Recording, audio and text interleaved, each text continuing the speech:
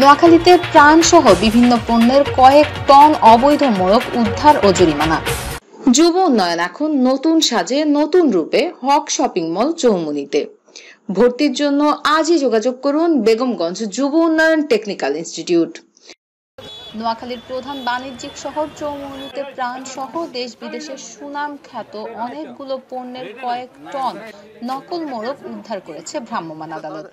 বৃহস্পতিবার সকাল থেকে সন্ধ্যা পর্যন্ত বেগমগঞ্জ উপজেলা নির্বাহী কর্মকর্তা শামসুন নাহার ও র্যাব 11 এর কোম্পানি কমান্ডার আবু সালের নেতৃত্বে যৌথভাবে চৌমুহনী বাজারের বিভিন্ন দোকানে অভিযান চালিয়ে প্রাণের নকল চিনি গুঁড়া চাল এবং দেশে বিদেশের সুনামধন্য বিভিন্ন ব্র্যান্ডের ডাল, চাল, চিরা, মির্জাপুর চা পাতা, রানীগুড়া মশলা, বনফুল সেমাই সহ বিভিন্ন পণ্যের প্রায় 1 টন নকল মোড়ক জব্দ করা হয় এবং 3টি প্রতিষ্ঠানকে 3 লক্ষ টাকা জরিমানা করা হয়।